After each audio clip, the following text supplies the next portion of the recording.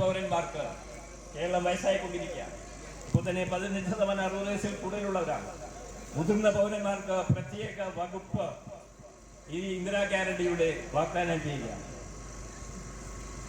ഈ ഇന്ദിരാ ഗ്യാരണ്ടി ഞാനൊന്ന് ഫേസ്ബുക്കിലൊന്ന് പോസ്റ്റ് ചെയ്തു.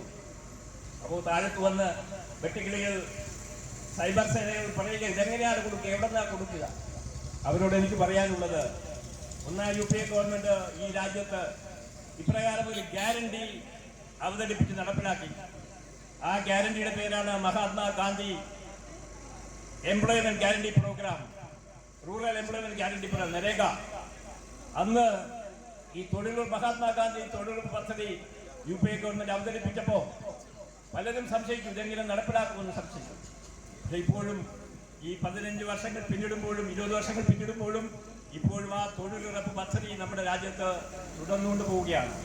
കാര്യം എന്താണ്? അതിന് ഒരു നിയമ പരീക്ഷ അതിന് കൊടുത്തിട്ടുണ്ട്. ആ നിയമപരീക്ഷയിലൂടെ അതൊരു ഗ്യാരണ്ടിയാണ്, ഒരു ഉറപ്പാണ്.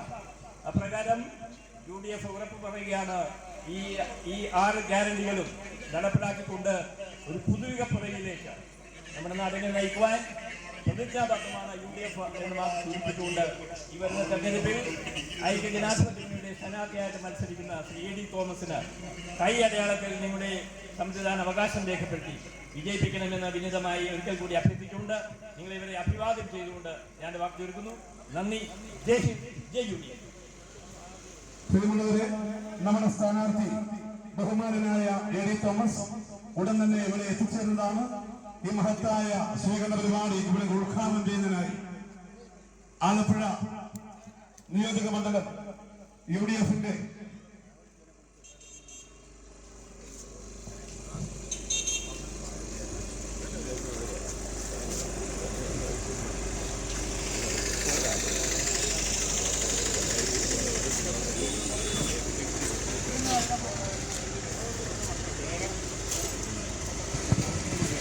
യോഗ നടപടികൾ ആരംഭിക്കുകയാണ്.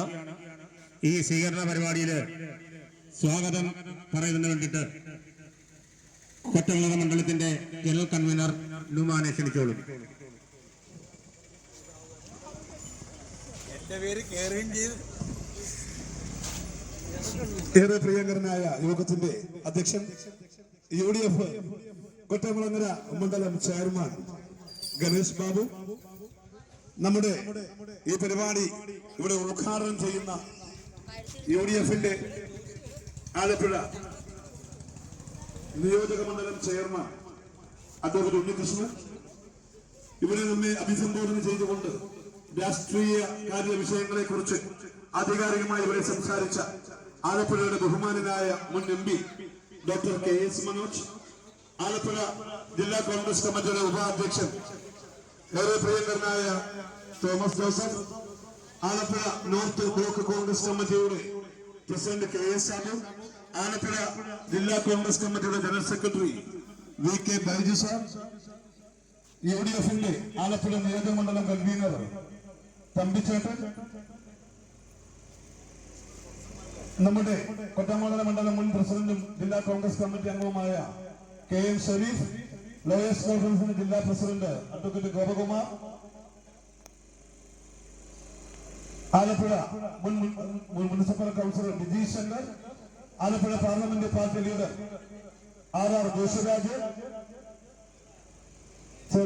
Thathampally ward Congress committee Thathampally